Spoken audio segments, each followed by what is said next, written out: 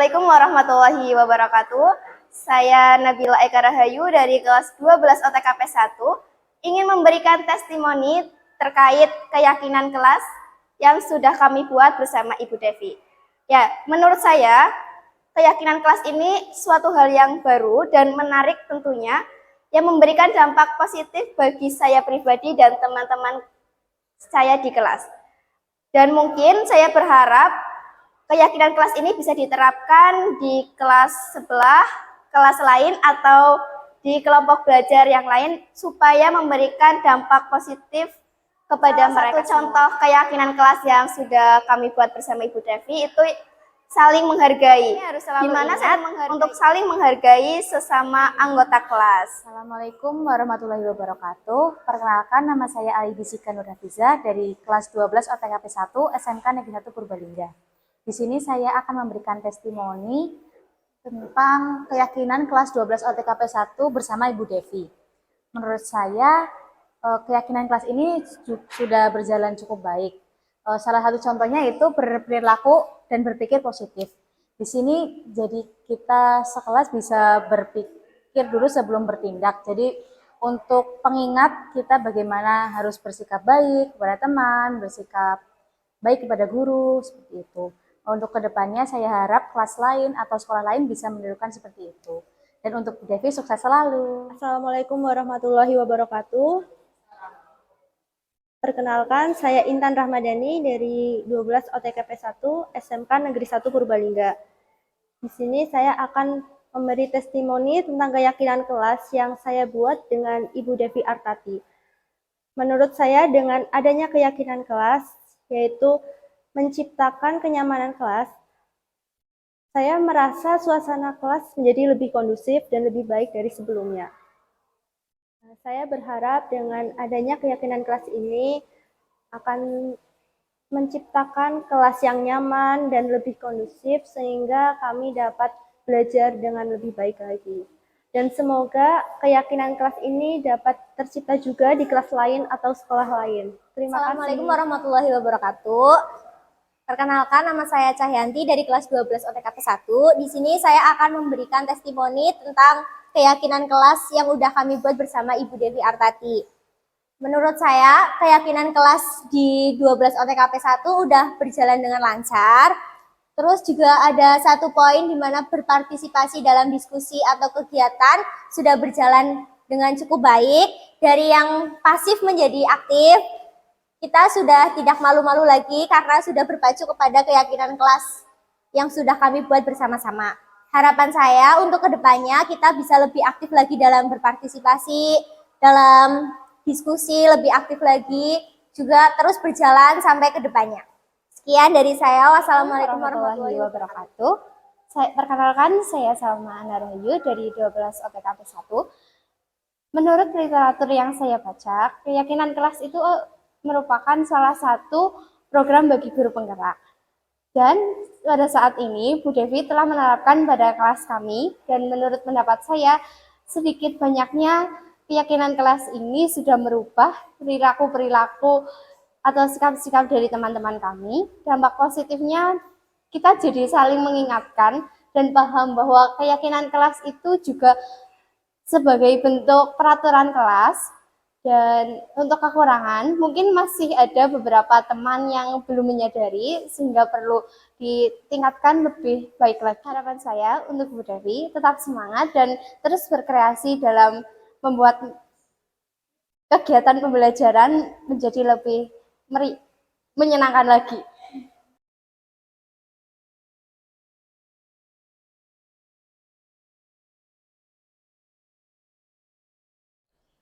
Assalamualaikum warahmatullahi wabarakatuh. Waalaikumsalam warahmatullahi wabarakatuh. Yang saya hormati teman-teman CGP Angkatan 7 dari SMK Negeri 1 Purbalingga yang hebat. Bapak Ibu Guru SMK Negeri 1 Purbalingga yang tak kalah hebatnya. Alhamdulillahirrabbilalamin. Puji syukur saya panjatkan kehadirat Tuhan Yang Maha Kuasa, Allah Subhanahu wa Ta'ala, atas limpahan rahmat dan karunia-Nya untuk kita semua, sehingga hari ini kita bisa berkumpul dalam ruangan ini dalam keadaan sehat untuk berbagi pemahaman dan pengalaman tentang penerapan budaya positif. Terima kasih saya ucapkan atas kesediaan Bapak Ibu semua untuk menghadiri undangan kami. Perlu Bapak Ibu ketahui bahwasanya acara ini adalah sebagai salah satu wujud aksi nyata kami dari modul 1.4 yang sudah kami pelajari. Izinkanlah nanti kami berlima untuk membagi apa yang sudah kami dapat dari budaya positif dan penerapannya. Ya. Nanti akan ada 6 poin Bapak Ibu yang akan kita diseminasi, yang akan kita bagikan. Yang pertama adalah disiplin positif dan nilai-nilai kebajikan universal, nanti akan disampaikan oleh saya sendiri, Wahyu Ningsih.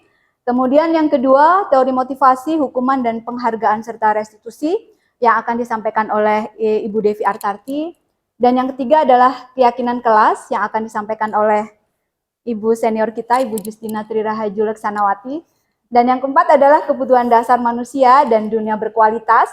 Nanti poin ini akan disampaikan oleh Bu Nelly Amalia. Dan yang kelima adalah restitusi 5 posisi kontrol. Nanti akan disampaikan oleh Ibu Nuromlah. Dan yang terakhir adalah restitusi segitiga restitusi, nanti prakteknya ya. Nanti ini yang poin ke-6 ini, nanti kita akan menyampaikan berbagi video yang telah kami buat untuk pengalaman praktek segitiga restitusi kepada anak-anak didik kami. Gitu ya Bapak Ibu ya. Itu adalah hal-hal yang akan kita pelajari. Nah, menginjak poin yang pertama adalah yang saya sampaikan yaitu disiplin positif. Nanti sebelum saya masuk ke materi, tujuan pembelajarannya adalah nanti ada 3 Ibu Bapak. Yang pertama, Ibu Bapak nanti diharapkan dapat menjelaskan makna kontrol dari Dr. Willem Gleiser. Kemudian nanti juga Ibu Bapak bisa paham tentang miskonsepsi dan perubahan paradigma dari stimulus respon menjadi teori kontrol. Kemudian tujuan yang kedua adalah menjelaskan makna disiplin positif, kemudian mengamati penerapannya. Dan yang ketiga adalah menjelaskan pentingnya memilih dan menentukan nilai-nilai kebajikan yang akan diyakini dan disepakati bersama sehingga tercipta budaya positif di sekolah kita.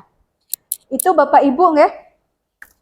Mudah-mudahan nanti tujuan ini akan bisa tercapai.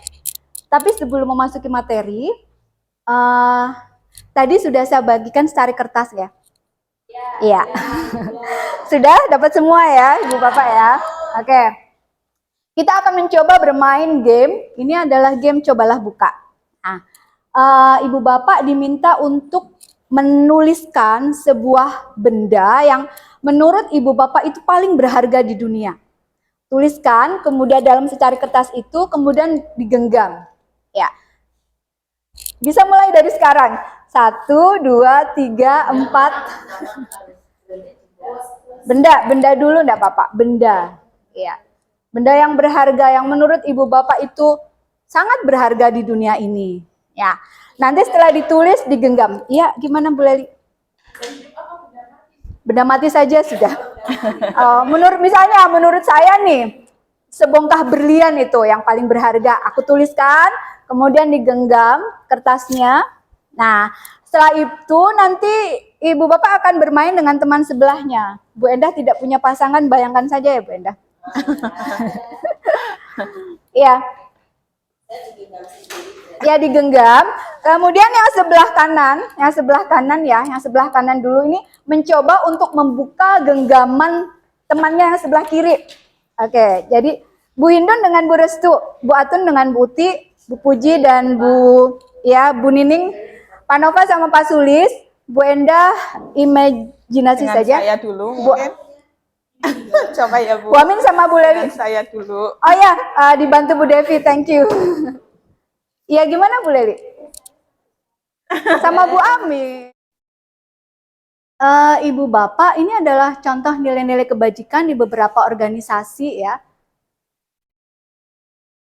Ini nilai-nilai kebajikan yang mereka punya.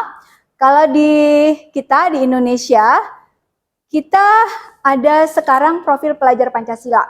Nah, profil pelajar Pancasila itu ada 6 nilai kebajikan yang harus kita bangun pada siswa kita. Yang pertama adalah beriman, bertakwa kepada Tuhan Yang Maha Esa, dan berakhlak mulia. Kemudian kita berusaha menciptakan siswa kita menjadi pribadi yang mandiri. Mandiri itu mempunyai daya lenting, Ibu Bapak. Mempunyai daya lenting itu maksudnya dia akan secara sadar berusaha untuk mengikuti perubahan yang ada. Mengikuti perubahan yang ada dengan cara selalu belajar. Mungkin ini kayak perkembangan ilmu teknologi kan berkembang cepat sekali ya. Jadi bagi siswa yang mandiri, nanti dia akan berusaha dengan motivasi interest yang sudah terbangun, dia sudah sadar sendiri bahwasanya aku akan selalu mengikuti perkembangan yang ada. Kalau anak sudah begini, dia sudah mempunyai sifat yang mandiri, mempunyai daya lenting. Jadi mereka akan dibanting-banting tetap bisa mantul, gitu ya. Kemudian setelah mandiri, bernalar kritis, berkebinekaan global, ya. Bernalar kritis nanti berkaitan dengan ini apa namanya, higher thinking order skill ya, yang selalu digembar-gemborkan, hot higher thinking order skill. Kemudian berkebinekaan global, ini ditekankan karena memang kita dilahirkan di Indonesia dengan keanekaragaman yang ada. Kemudian bergotong royong, dan yang terakhir adalah kreatif. Kreatif ini nanti berkaitan dengan inovasi ya.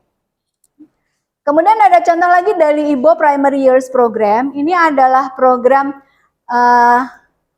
pendidikan dasar, jadi program tahunan pendidikan dasar. Nanti ini biasanya diterapkan di sekolah-sekolah internasional, seperti sekolah Ciputra. Ya, kalau tidak salah itu menerapkan nilai-nilai kebajikan seperti ini, ada toleransi, rasa hormat, integritas, mandiri, menghargai, dan sebagainya. Kemudian ada 9 pilar karakter. Oh ya, kalau yang kedua ini, yang Primary Years Program itu diterapkan di anak-anak usia 3 tahun sampai dengan 12 tahun. Tadi primary years itu ya, kalau kita SD gitu. Kemudian ada 9 pilar karakter Indonesian Heritage Foundation. Itu ada cinta Tuhan dan segenap ciptaannya, kemandirian, tanggung jawab, kejujuran, dan yang terakhir adalah toleransi, kedamaian, dan kesatuan.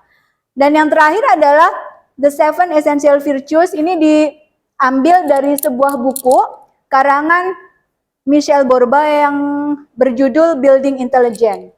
Di situ ada nilai-nilai kebajikan yang dikembangkan, yaitu empati, suara hati, kontrol diri, rasa hormat, kebaikan, toleransi, dan keadilan. Nah, kalau kita lihat, itu ada beberapa kesamaan nilai-nilai kebajikan dari 4 organisasi yang saya sajikan di sini ya. Nanti Bapak Ibu bisa dibaca ulang ya. Oh, ternyata memang nilai-nilai kebajikan universal memang seperti itu, memang berlaku di mana-mana. Dari contoh itu juga kita sudah bisa melihat ya. Oh, ternyata memang ada kesamaan. Kenapa dinamakan universal? Ibu Bapak, tadi 3 poin yang saya sampaikan ya. Ada perubahan paradigma, teori stimulus respon menjadi teori kontrol, kemudian ada makna disiplin itu sendiri, dan yang terakhir adalah nilai-nilai kebajikan universal. Ada pertanyaan atau sudah cukup?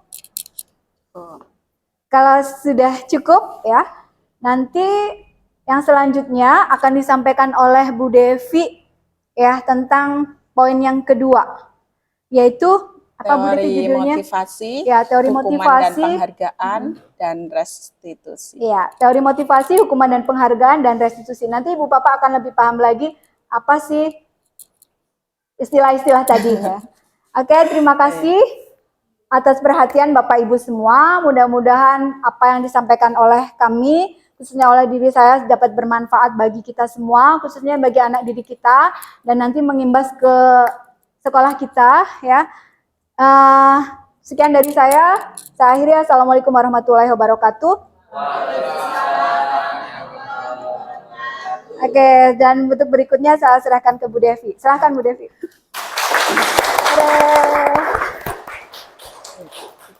Itu. Oh. Tulisin apa benar ya? Nah, Bu Devi kan sudah ada. Ya, itunya Bu. Ketiganya. Nggak pakai itu aja. Itu aja ada. Itu aja langsung. Oh, itu aja ya, nggak apa-apa. Di sini, maksudnya di sini Bu. Terus lanjut. Ya. Ada. Bagaimana? Kan ide kamu. Begini? Ini.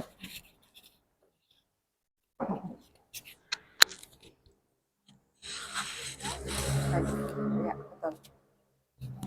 Baik, terima kasih atas kesempatan yang diberikan kepada saya, Ibu Yayu dan teman-teman yang hebat. Dan Assalamualaikum warahmatullahi wabarakatuh. Iya, terima kasih Bapak Ibu sekalian yang luar biasa hebat dan semangat untuk pagi hari ini hadir di sini. Baik, pada kesempatan kali ini saya akan melanjutkan apa yang disampaikan oleh Ibu Yayu sebelumnya, yaitu tentang teori kontrol dan nilai-nilai kebajikan universal. Nah, kali ini saya akan menyampaikan tentang teori motivasi, hukuman dan penghargaan, dan restitusi. Tentu materi ini nanti juga akan diperjelas lagi oleh Bu Nur, Bu Justin, dan Bu Nelly selanjutnya. Nah, kali ini tentang tadi yang disampaikan oleh Bu Yayu, yaitu tentang teori kontrol. Bagaimana tadi teori kontrol itu mengontrol seseorang, ternyata itu ada teori yang mengatakan bahwa itu adalah miskonsepsi. Yang bisa mengontrol diri kita sendiri atau mengontrol siswa dalam hal ini, ya mereka sendiri seperti itu. Tidak bisa dari kita sendiri. Kita hanya bisa di sini, kalau menurut saya sebagai guru, Bapak Ibu guru juga sebagai guru, nah di situ hanya bisa membimbing, mengajak, membiasakan untuk mereka mempunyai motivasi intrinsik supaya mereka mau melakukan sesuatu yang didorong oleh dirinya sendiri, bukan karena iming-iming atau imbalan adanya penghargaan, adanya hukuman atau yang lainnya seperti itu. Nah, kali ini saya mengutip dari teori kontrol yang disampaikan oleh Bu Yayu tadi, bahwa menurut beliau Ki Hajar Dewantara ini, untuk menciptakan murid yang merdeka, yang sekarang digemborkan bahwa belajar itu harus merdeka, yaitu harus ada disiplin yang kuat. Nah, harus ada disiplin yang kuat. Yang bagaimana itu? Yaitu berarti bahwa merdeka itu tidak hanya terlepas dari perintah, akan tetapi cakap untuk memerintah diri sendiri. Ya, yang terbangun dari motivasi internal seseorang. Kalau siswa, ya mereka mau belajar harus termotivasi dari diri mereka sendiri, dari mereka muncul motivasi intrinsik itu, seperti itu. Lanjut, kemudian saya akan menyampaikan tentang motivasi ini. Sebelumnya, mari kita tanyakan ke diri kita sendiri terlebih dahulu. Yang pertama, ketika kita melakukan sesuatu, mengapa kita melakukan itu? Contohnya misalnya, Bu Endah, Bu Hindun, saya undang untuk datang ke sini. Kemudian Bu Endah dan teman-teman itu datang ke sini karena apa sih? Bisa bertanya pada diri sendiri. Kalian Bapak Ibu guru yang bisa menjawab itu sendiri. Kemudian pernahkah Anda melakukan sesuatu untuk mendapatkan senyuman dari orang lain? Mungkin motivasi Bapak Ibu sekalian datang ke sini untuk mendapat senyuman dari saya? Untuk mendapat ucapan terima kasih dari kami? Gitu. Bisa juga, ya. Kalau tidak, kalau itu muncul dari motivasi intrinsik, sangat bagus sekali, hebat sekali Bapak Ibu sekalian. Tapi kalau untuk mendapat senyuman, ya mudah-mudahan itu akan tergeser nanti menjadi, oh ya saya tidak salah datang ke sini. Seperti itu, mudah-mudahan bakal seperti itu. Kemudian yang selanjutnya, sebelumnya Bu Yayu, masih ada satu. Nah, apakah kita melakukan sesuatu karena adanya dorongan dari lingkungan atau ada dorongan yang lain?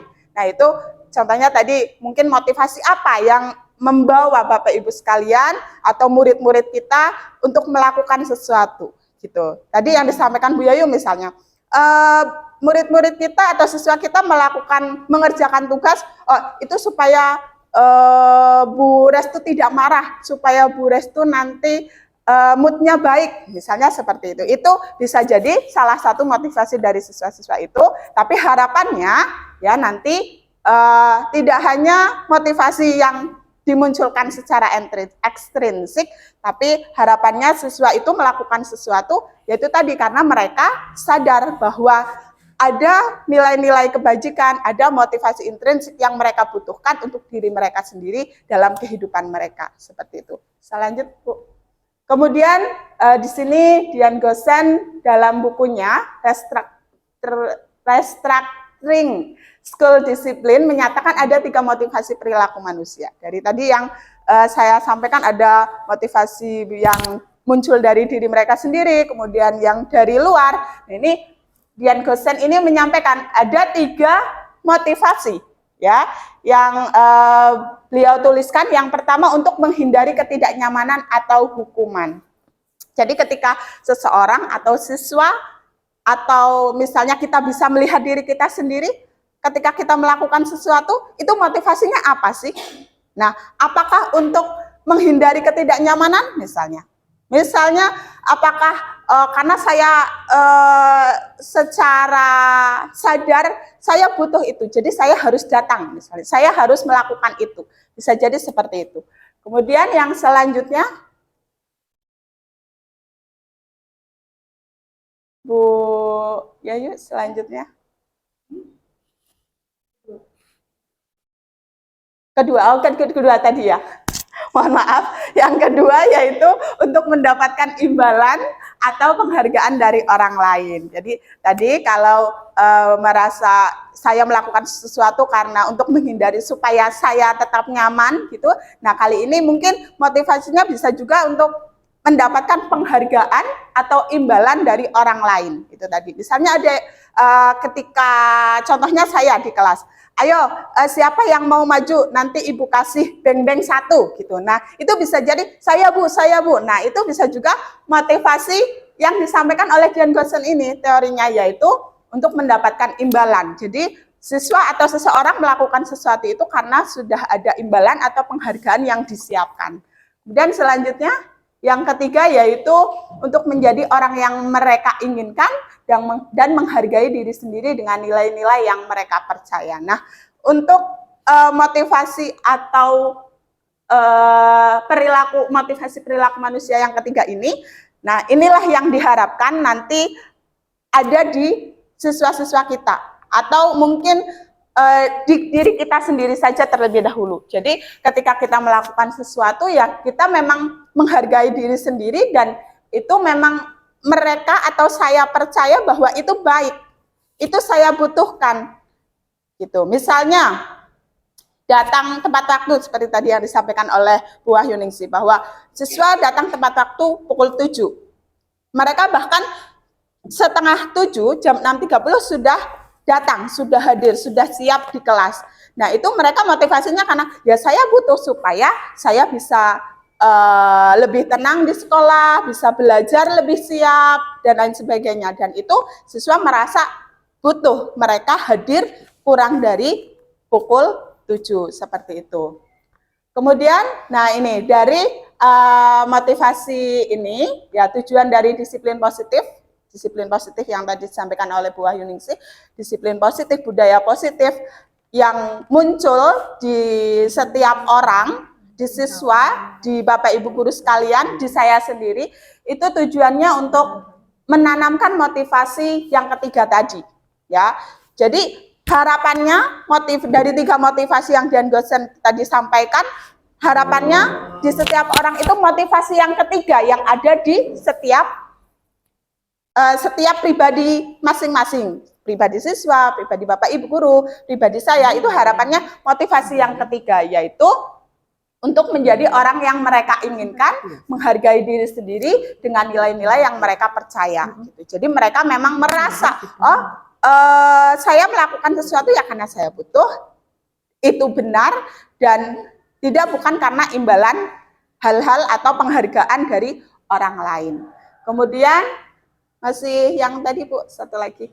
Dan mereka tetap berperilaku baik. Nah, harapannya motivasi yang ada di dalam diri mereka itu, motivasi intrinsik itu, mereka akan tetap berperilaku baik dan berlandaskan nilai-nilai kebajikan mereka yang mereka inginkan dan menjadi orang yang menunjang tinggi nilai-nilai yang mereka hargai. Jadi mencapai itu tadi, ya bisa datang tepat waktu ya mereka sadar, oh itu benar, saya yakin, bukan karena nanti dihukum, bukan karena nanti mendapat poin, bukan seperti itu, tapi saya harus datang karena saya butuh, saya siap belajar, dan itu saya saya butuhkan, saya inginkan untuk mencapai ya nilai-nilai yang baik yang diri saya miliki, seperti itu. Lanjut. Kemudian dari 3 teori motivasi itu, ya kira-kira menurut Bapak Ibu, dari Bapak Ibu di kelas mungkin, wali kelas, apa yang mendasari motivasi dari siswa-siswa Bapak Ibu sekalian? Nah itu nanti bisa Bapak Ibu renungkan, kemudian nanti dikaitkan dengan teori kontrol tadi, bahwa bagaimana sih cara kita memunculkan motivasi intrinsik ya yang muncul dari diri siswa sendiri untuk melakukan hal-hal kebajikan. Nanti juga ada teori selanjutnya, bagaimana salah satu metodenya juga akan disampaikan oleh ibu-ibu di depan ini nanti. Kemudian selanjutnya, nah di situ tadi kita sudah menyampaikan tentang, saya sudah menyampaikan tentang motivasi, selanjutnya tentang hukuman dan penghargaan. Nah, berkaitan dengan teori kontrol tadi, ya tadi kan sudah disampaikan, mengontrol diri kita sendiri, ya kita sendiri yang bisa.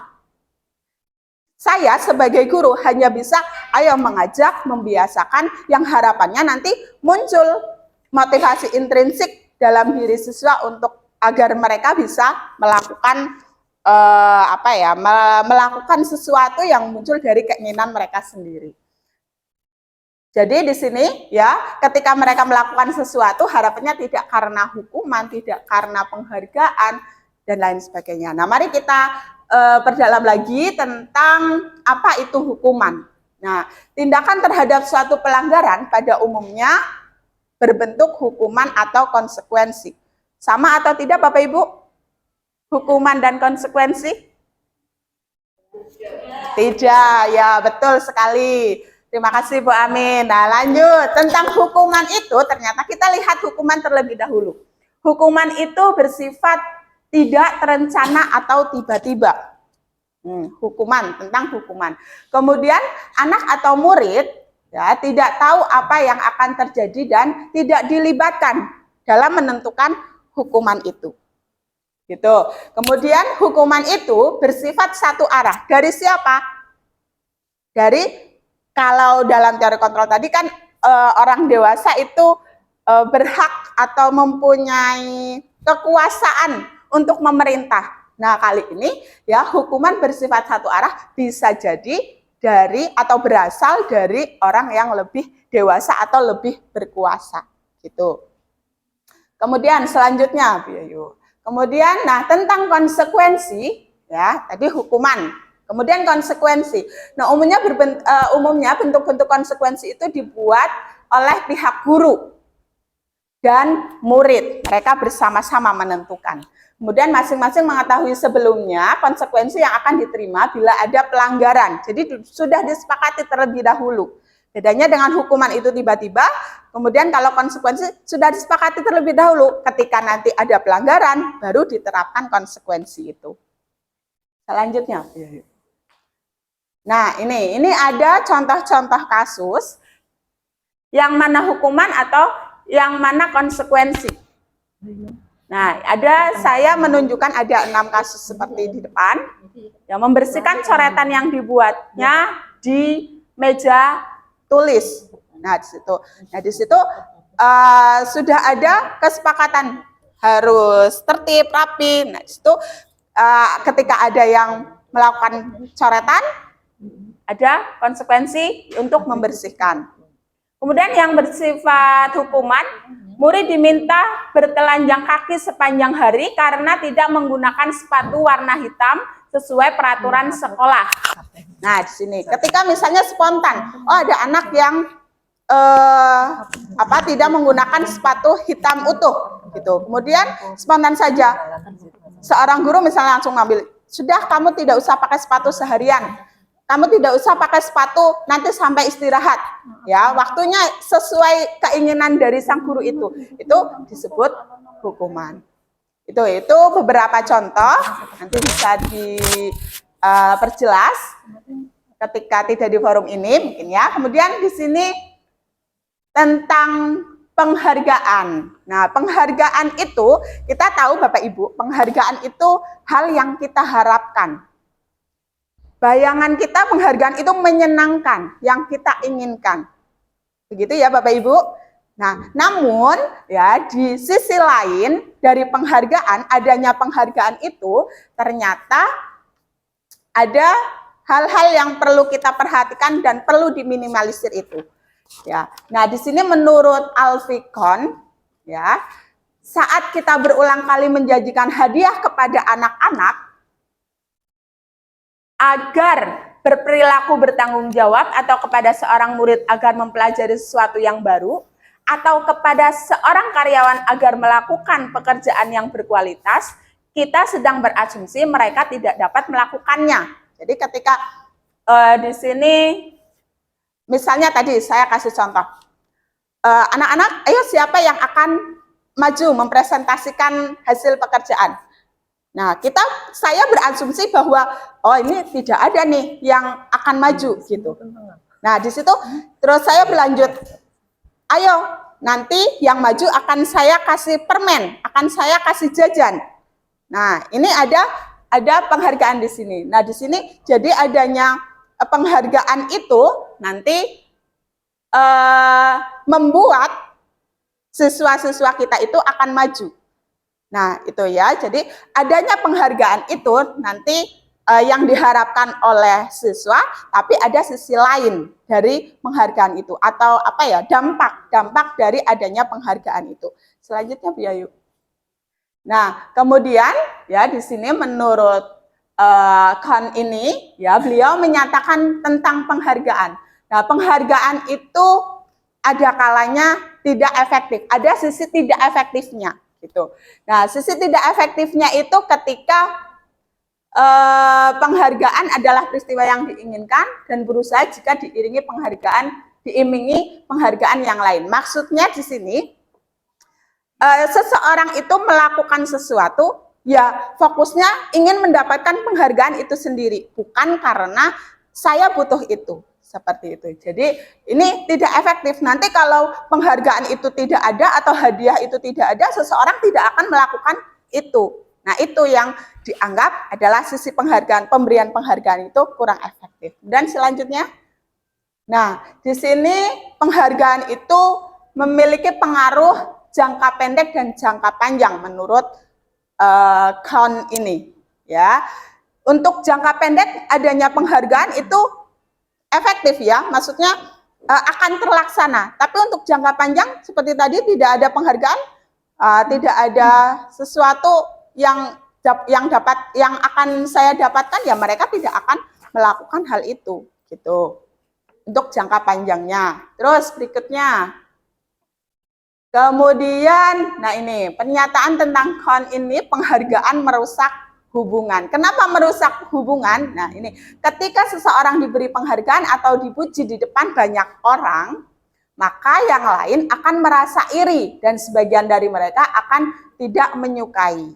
Nah, inilah ada efek ini, ya, ada efek muncul rasa iri dari orang yang tidak mendapat penghargaan. Nah, inilah yang harus kita minimalisir ketika memberikan penghargaan itu sendiri. Yang minimalisir supaya siswa kita dalam hal ini, karena kita sebagai guru ya di dalam siswa itu jangan sampai ada yang merasa iri gitu.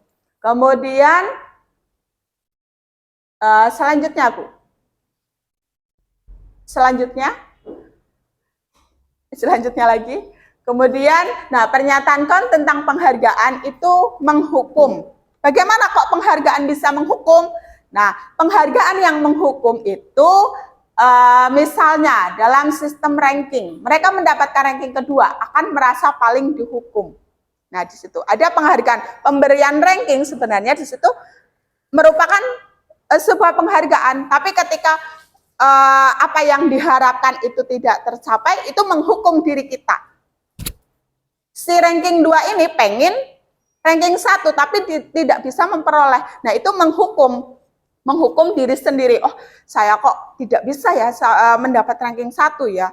Aduh, saya apa ini yang kurang. Jadi ada merasa bersalah dalam diri siswa itu ketika, atau diri seseorang itu ketika tidak bisa memperoleh ranking atau penghargaan yang dia inginkan.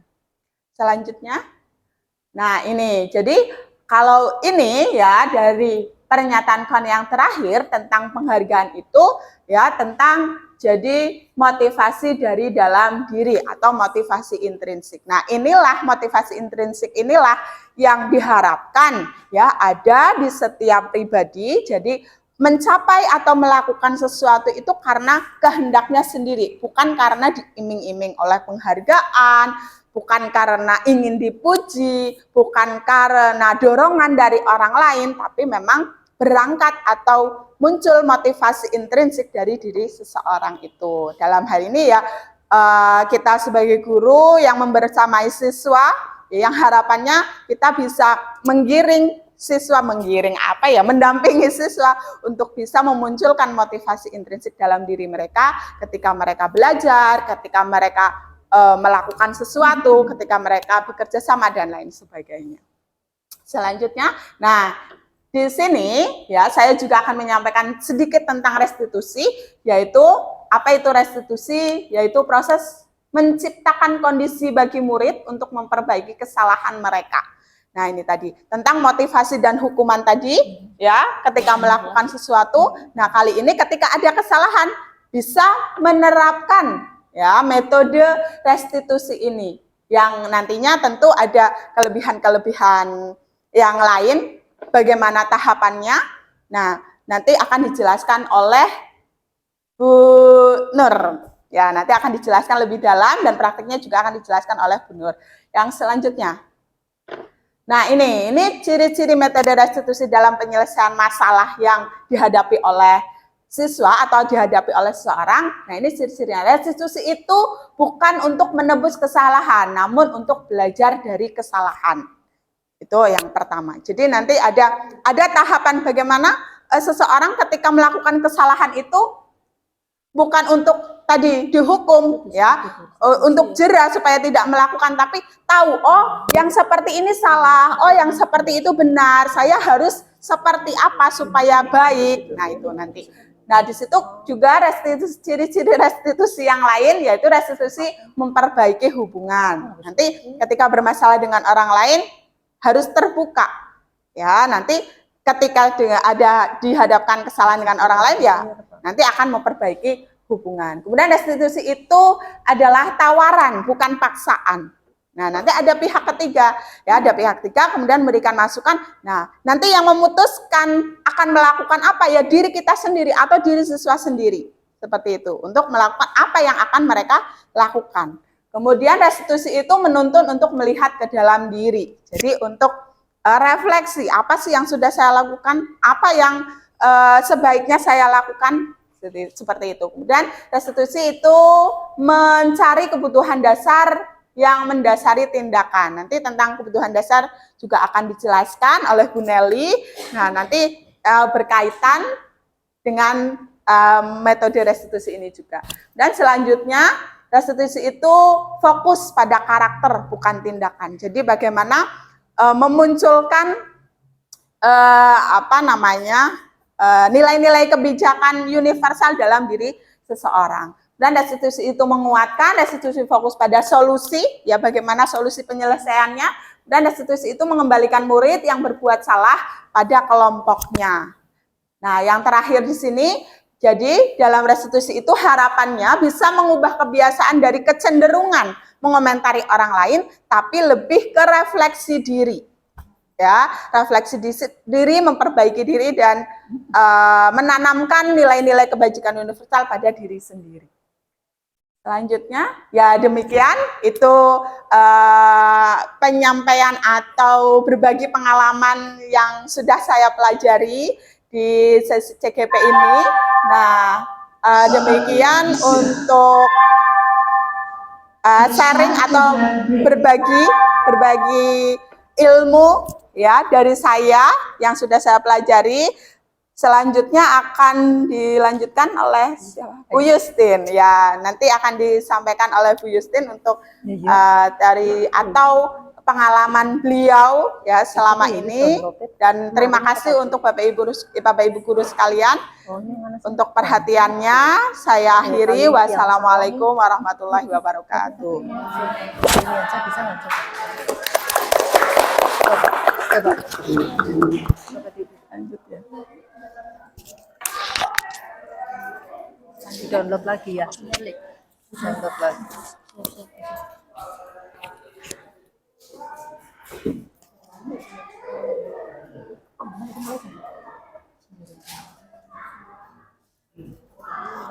Kita peluang.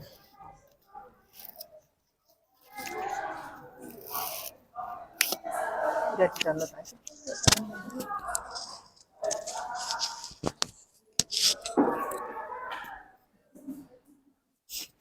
Istirahat dulu sebentar ya.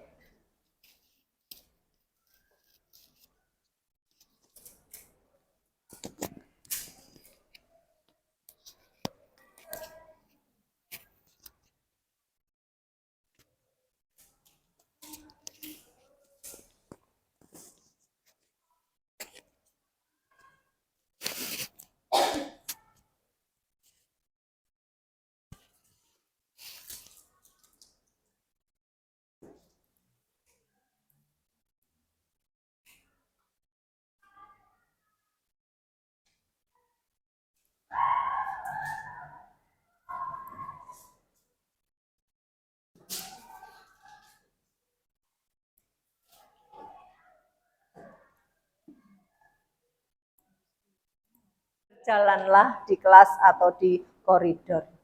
Tinjau kembali daftar curah pendapat yang sudah dicatat, kemudian kita tinjau ulang keyakinan kelas secara bersama-sama. Mudah sekali nih Bapak Ibu? Ya, biar mereka tahu Mudah? kebutuhan dasar. Merubah peraturan menjadi keyakinan kelas yang akan lebih bermakna. Next, Bu Yai. Ini contoh keyakinan kelas yang sudah saya terapkan di kelas 10 AKL 1 bersama-sama membuat suatu keyakinan kelas. Anak-anak menjawab memilih disiplin, tolong-menolong, mandiri, sopan santun, tanggung jawab, dan jujur. Itu maknanya lebih mendalam daripada menggunakan kata yang negatif. Kita sekarang beralih ke positif, karena budaya positif kita coba kembangkan. Kemudian anak-anak menandatangani keyakinan kelas itu dengan harapan mereka akan selalu teringat dengan keyakinan kelas yang telah dibangun bersama. Begitu Bapak Ibu, sudah cukup jelas tentang keyakinan kelas? Jelas? Oke, terima kasih sekali atas perhatiannya. Semoga kita semua tetap semangat untuk membangun sekolah kita menjadi sekolah yang lebih maju, lebih bermutu, dan sesuai dengan visi misi kita semua. Tetap semangat rekan-rekan semua, teman-teman yang muda-muda harus lebih bersemangat. Siap. Siap, Bu, siap. Oke. Ya.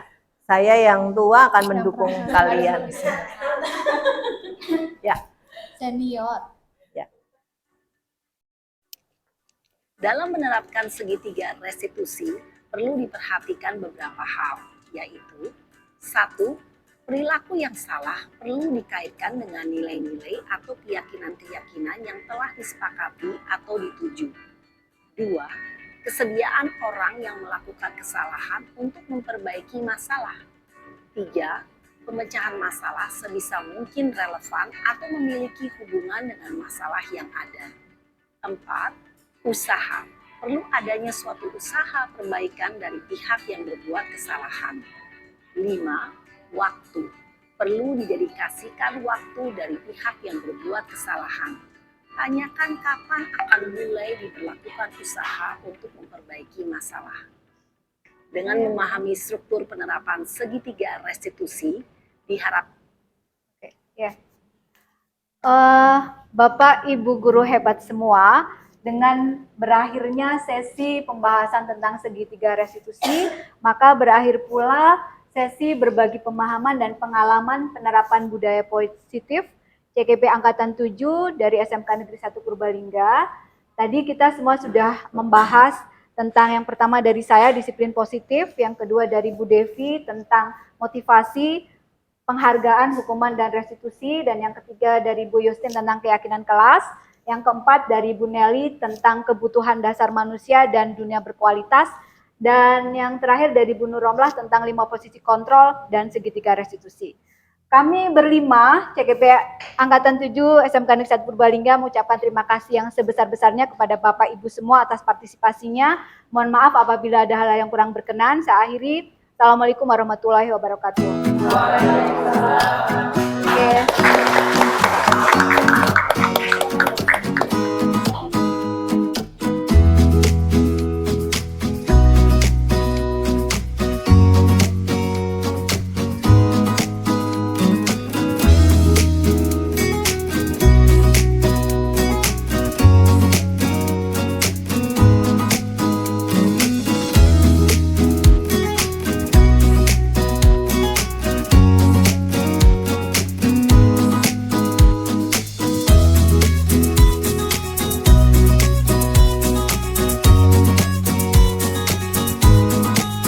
Assalamualaikum warahmatullahi wabarakatuh. Selamat siang. Perkenalkan, nama saya Leli Erawati. Saya merupakan guru PPKN di SMK Negeri 1 Purbalingga. Di sini saya merupakan rekan sejawat dari Bu Devi Artati yang merupakan CGP Angkatan 7. Saya akan memberikan sebuah testimoni tentang pemahaman budaya positif yang telah disampaikan oleh Bu Devi. Ya, menurut saya, Bu Devi itu telah menyampaikan budaya positif yang ada di lingkungan sekolah. Contohnya, salah satu contohnya adalah tentang keyakinan kelas, di mana dengan adanya keyakinan kelas tersebut, maka siswa itu sudah meyakini segala tindakan yang mereka lakukan melalui kesepakatan. Jadi Bu Devi sudah memberikan pemahaman mengenai budaya positif, khususnya tentang hukuman, motivasi, dan juga penghargaan kepada siswa. Dalam pemberian materi, Bu Devi itu sudah memberikan materi dengan sangat jelas dan sudah menerapkannya dalam lingkungan sekolah. Sehingga kami, Bapak Ibu guru yang lain termotivasi juga untuk menerapkan budaya positif pada siswa-siswa kami di kelas kami. Terima kasih.